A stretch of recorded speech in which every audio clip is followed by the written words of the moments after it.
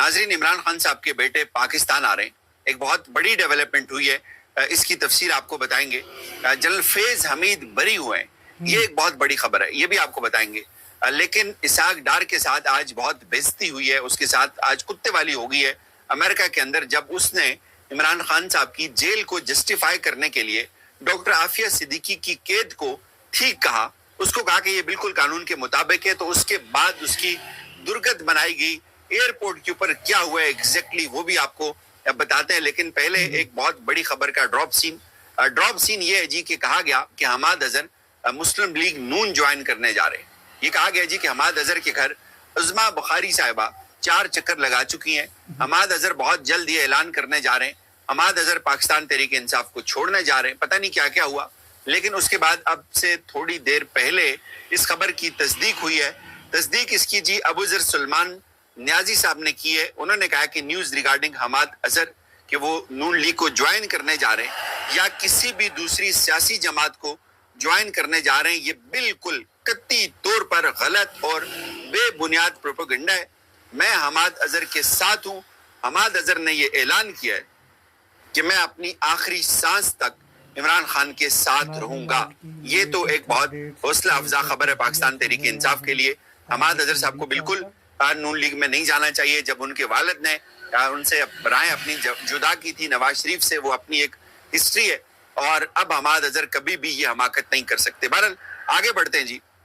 ہوا ناظرین کیا ہوا یہ جی کہ اسحاق ڈار صاحب کا ایک انٹرویو تھا، اور اسحاق ڈار صاحب نے شہداء کے خون کے ساتھ، ان کی قربانیوں کے ساتھ، ڈاکٹر عافیہ صدیقی کے ساتھ، اس کی فیملی کے ساتھ، اس سے بڑی غداری اور نہیں ہو سکتی کہ پورا پاکستان یہ چیخ رہے، پورا پاکستان کہہ رہے کہ اس کو جو 87 سال قید کی سزا سنائی گئی ہے وہ ناحق ہے، وہ ظلم ہے، وہ جبر ہے. لیکن آج اسحاق ڈار صاحب نے وہاں جا کر کیا کہا؟ انہوں نے کہا جی کہ جو ڈاکٹر عافیہ صدیقی کو سزا سنائی گئی ہے وہ بالکل قانون کے مطابق سنائی گئی ہے. یعنی وہ ایکسپیکٹ کر رہے تھے کہ اگر وہ یہ کہتے کہ عافیہ صدیقی کو جو سزا ہے وہ قانون کے مطابق نہیں دی گئی، وہ غلط ہے، وہ ظلم ہے، تو اگلے ہی لمحے اینکر نے یہ سوال پوچھنا تھا کہ پھر آپ نے عمران خان کو بھی بہت غلط سزائیں دے رکھی ہیں. اب انہوں نے عافیہ صدیقی کی سزا کو جسٹیفائی کر دیا. انہوں نے کہا جی کہ عمران خان صاحب کی سزاؤں کو جب انہوں نے درست ثابت کرنا تھا تو انہوں نے کہا جی کہ ڈاکٹر عافیہ صدیقی کی جو سزا ہے یہ بھی بالکل ٹھیک ہے اور یہ قانون کے مطابق ہوئی ہے. یعنی اس قدر گرے ہوئے لوگ ہیں، یہ اس قدر بے شرم لوگ ہیں یہ کہ انہوں نے ایک خاتون، ایک نہتی خاتون جس کو 87 سال قید کی سزا سنائی گئی ہے، اس کو جسٹیفائی کر دیا صرف اس بات کے ساتھ کہ عمران خان کو بھی ٹھیک سزا دی جا رہی ہے، ڈاکٹر عافیہ صدیقی کو بھی ٹھیک سزا دی گئی تھی. یہ اس حکومت کا لیول ہے، یعنی اس سے زیادہ گرنے کی کوئی اور انتہا نہیں ہے. بہرحال افسوسناک ہے. پھر اس کے بعد پاکستانیوں نے کیا کیا؟ وہاں پہ پھر انہوں نے اسحاق ڈار صاحب کے ساتھ جو کیا ہے وہ ویڈیو، اس میں ایسی گالیاں ہیں میں آپ کو سنا نہیں سکتا. اس میں بہت خوفناک ویڈیو ہے، اور اس میں انہوں نے کہا ہے کہ آپ نے جو یہ کہا تھا کہ عافیہ صدیقی کی جو سزا ہے یہ درست ہے، تو آپ کو پھر یہ نواز شریف کی طرح آپ کے ساتھ ہوگا. اور جو ویڈیو اس اسحاق ڈار کے ساتھ آج ہوا ہے وہ ویڈیو آپ ٹویٹر کے اوپر جا کر دیکھیں، آپ کانوں کو ہاتھ لگائیں گے. اس سے زیادہ بےزتی ان کی نہیں ہو سکتی. اب لوگوں کو اس بات کے اوپر بہت غصہ آیا، ظاہر ہے آنا بھی چاہیے تھا. بہرحال آگے بڑھتے ہیں جی. اگلی خبر ہے عمران خان صاحب کے بیٹوں کو لے کر حکومت بہت پریشان ہے. حکومت یہ چاہتی ہے کہ عمران خان کے بیٹے ناظرین پاکستان نہ آئیں، اور ان کو اس بات کا اندازہ ہو چلا ہے کہ جب عمران خان کے بیٹے پشاور ایئرپورٹ پر اتریں گے تو ایک تلاطم ہوگا، بہت بڑا احتجاج ہوگا، بہت بڑی دنیا نکلے گی. تو اب حکومت اس بات کو لے کر بہت خائف ہے.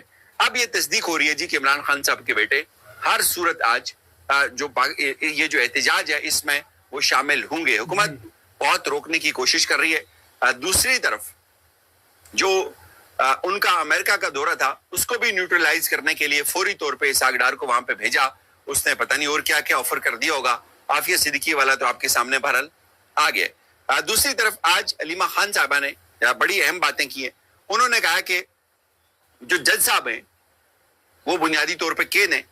اور آج کیا ہوا؟ انہوں نے کہا کہ جو انجم غفور صاحب ہیں جو سپرنٹینڈنٹ ہیں اڈیالہ جیل کے، آج جو ہے انہوں نے یہ کہا کہ عمران خان کی جو فیملی ہے وہ باہر کھڑی ہے، ان کو بلایا جائے.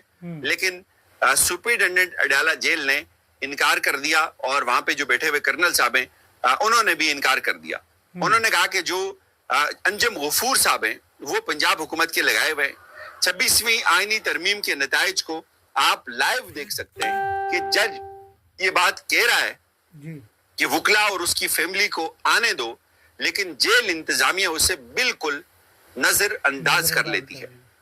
عدل کا نظام اور ججز بالکل بے بس ہو کر رہ گئے. انہوں نے یہ بھی کہا کہ اس وقت سارے پاکستان کو فکر کرنی چاہیے کہ انصاف کسی صورت نہیں ملے گا. ججز بے بس ہیں اور ہر صورت عمران خان صاحب کا یہ حکم ہے کہ تحریک چلنی چاہیے. توشہ خانہ 2 کیس کی سماعت کے دوران جج نے یہ کہا کہ فیملی کو بلایا جائے, لیکن اندر نہیں جانے دیا گیا ہمیں, تو ہم اب 5 اگست کو ہر صورت نکلیں گے. یہ انہوں نے اعلان کیا, لیکن جو اس میں سب سے امپورٹنٹ فیکٹر ہے وہ عمران خان صاحب کے بچوں کا ہے. عمران خان صاحب کی بچے جو ہے وہ پاکستان آنے کے لیے ڈٹے ہوئے, وہ پاکستان آئیں گے تو اس سے ایک بڑا مومنٹم بلڈ ہونے جا رہا ہے. تحریک انصاف کی باقی قیادت جو ہے وہ شاید چھپ جائے, اس طرح سے سامنے نہ آئے, لیکن عمران خان کے بیٹے ہوں گے, کارکن ہوں گے, سڑکیں ہوں گی اور سڑکیں گرم ہوں گی.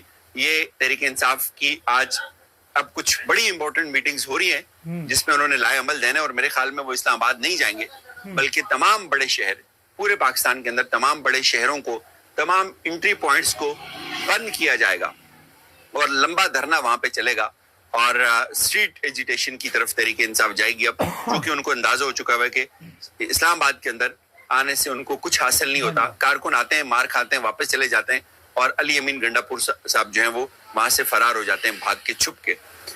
آج دوسری بڑی خبر سامنے آئی ناظرین, انصار عباسی کی. انصار عباسی بری ہوئے, یہ میں آپ کو کیوں کہہ رہا ہوں. خبر انصار عباسی صاحب کی میں آپ کے سامنے رکھ دیتا ہوں. سوری, فیض حمید کیسے بری ہوئے.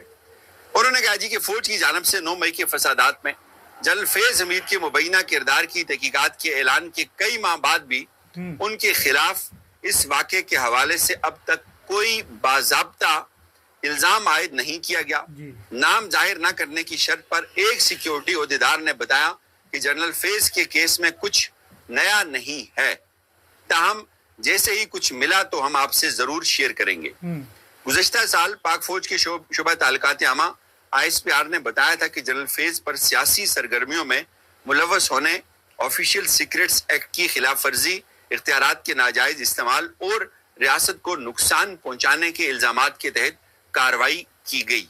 تاہم بعض وفاقی وزراء کی جانب سے ان کا نام 9 مئی کے واقعات سے جوڑنے کے باوجود اس معاملے میں ان پر باضابطہ طور پر کوئی الزام عائد نہیں کیا گیا. جنرل فیض حمید کے وکیل میاں اشفاق نے دی نیوز کو بتایا کہ 9 مئی کے واقعات میں کوئی ایسا ریکارڈ یا شہادت موجود نہیں جو ان کے موکل کے کردار کو ثابت کر سکے. انہوں نے کہا کہ اب تک جتنا بھی ریکارڈ دیکھا یا پڑھا گیا اس میں ایسا کچھ بھی نہیں ہے جو جنرل فیض کا اس واقعے سے تعلق ظاہر کرے. انہوں نے مزید کہا کہ اگر ایسا کچھ ہوتا بھی تو وہ اسی صورت سامنے آ سکتا ہے جب باضابطہ فرد جرم عائد کی جائے گی. ایسی کوئی فرد جرم فی الوقت موجود ہی نہیں ہے. ISPR پہلے ہی بتا چکا ہے کہ جنرل فیض کا مبینہ کردار 9 مئی کے واقعات میں سیاسی مفادات کے ساتھ علیحدہ سے زیر تفتیش ہے, لیکن کئی ماہ گزرنے کے باوجود اب تک اس پر کوئی تفصیلات سامنے نہیں لائی گئی. قبل ازیں رپورٹس میں کہا گیا تھا کہ فیض حمید کے سیاسی شخصیات سے وسیع روابط تھے جن میں تحریک انصاف کے رہنما بھی شامل تھے, تاہم پھر اس کی تردید ہو گئی. اب وہ یہ کہتے ہیں جی کہ کوئی ٹھوس شواہد سامنے نہیں لائے گئے.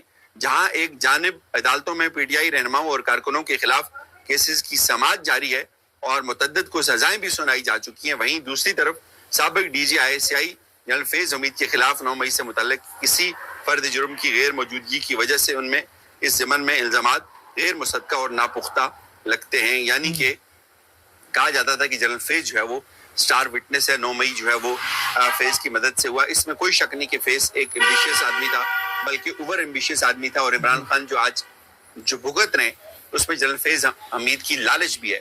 لیکن اب یہ کہا جا رہا ہے کہ فیض حمید نے 9 مئی نہیں کیا. فیض حمید نے اگر 9 مئی نہیں کیا تو اس وقت جو کہا گیا تھا کہ عمران خان صاحب کے تحریک انصاف کے روابط تھے اور اس کو نظر انداز نہیں کیا جا سکتا, اور جو بڑی بڑی وزراء نے پریس کانفرنس سے اور ٹاک شوز کے اندر الزام عائد کیے تھے کہ فیض حمید 9 مئی کے اندر شامل تھا, اب وہ کردار مجھے لگتا ہے کہ آہستہ آہستہ معاف کر دیا جائے گا. اور فیض حمید کچھ عرصے بعد آپ کے سامنے پوتر بن کر آ جائیں گے.